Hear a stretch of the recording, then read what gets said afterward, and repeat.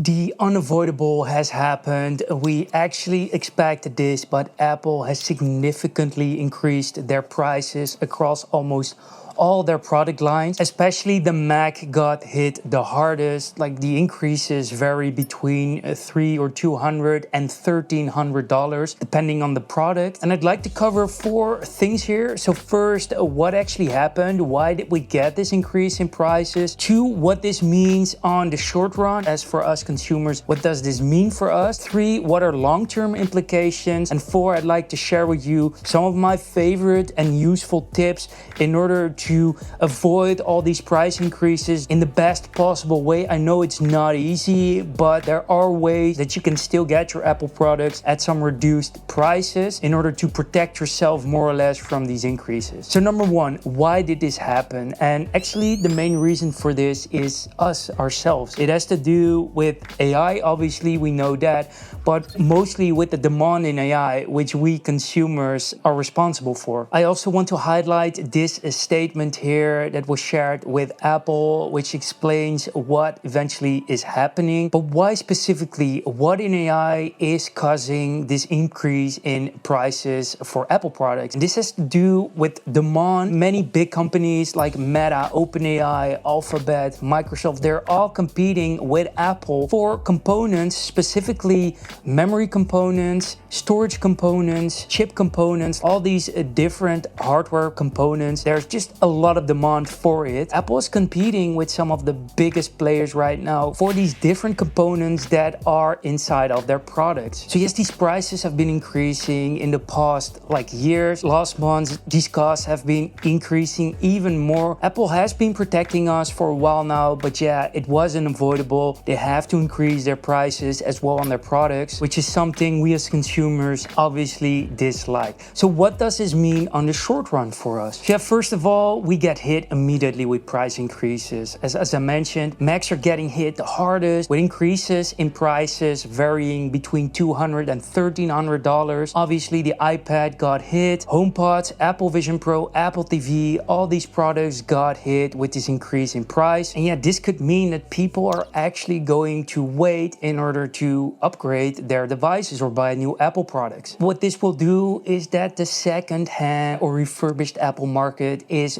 going to increase in demand as well. People will still want to buy their Apple products, so they will find alternative ways to get them for a cheaper or more affordable price. So this is definitely going to give a boost to the second-hand Apple products market. So if we look at the broader market, I don't think Apple will be the only one that will increase their prices. From what I've heard right now, already Microsoft increased the prices on their Xbox as well. Other companies will follow as well, and I think this is going to be a trend in the coming years with this insane demand for memory, storage, and chips. So yeah, don't expect this to stop here. In the future, price hikes are very likely possible as well. But yeah, this one hurts. I can agree with you on that. All right, now let's talk about the long run, because in the long run, this will have huge implications for us consumers, but also for Apple. The first thing that comes to mind is the fact that people will postpone their upgrades, their Apple upgrades, and instead of upgrading every 3 to 4 years, they could be upgrading every 5 to 6 years, for instance. And also this will have impact for new consumers. For example, the MacBook Neo was really affordable at $599. Now it comes in at $699, which is still affordable but more expensive, which means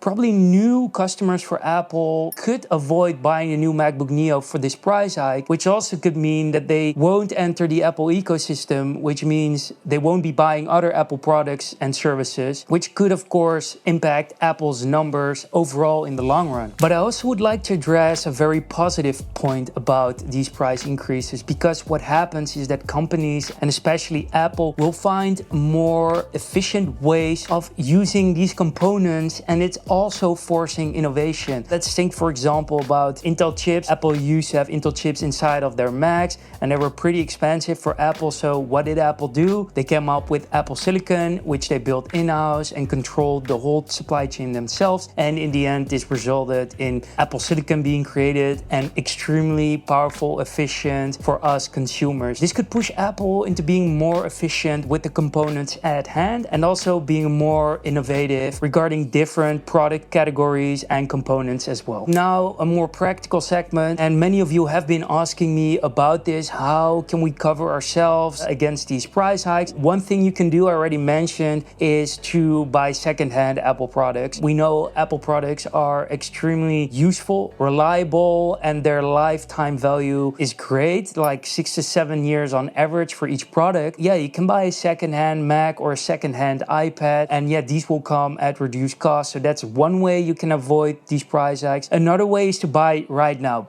This sounds a bit weird because we now have these price hikes, but as I mentioned, this is not going to be the last one. Potentially in the future, price hikes will occur from time to time because the component costs are just increasing with demand. Number 3 is to wait for certain events, like for example, Prime Day deals, student discounts, or Apple Student Days. These are moments that Apple products are slightly cheaper, or you get some accessories or products with your purchase. I know that Apple and discounts, it's not something we see often, but there are some discounts if you wait and time things well. Number 4, what you could do is buy your products at lower storage volume. So instead of buying a MacBook Air with 1 terabyte of storage, maybe get it with 512 gigabytes of storage and then buy an external component, like an external storage solution. So yeah, in order to at least get that Mac at a reduced price and find a more affordable storage solution next to it. This can also be done with your iPad, for instance, and yeah, even your iPhone. We know Apple products are not cheap, and this is normal. Like, the value you get is incredible. The lifetime value is one of the best in the hardware industry, around 6 to 7 years on average, I would say. But yeah, this actually shows us that even Apple cannot avoid these increase in costs for the different components in their hardware. And I think one of the most important things to remember with all this, that it's now more important than ever to buy the right Apple product with the right configuration at the right time and make it last as long as you possibly can in order to get the best value out of it. Because in the end, the cheapest Apple product isn't the one with the lowest price tag. It's the one that gives you the most years of value.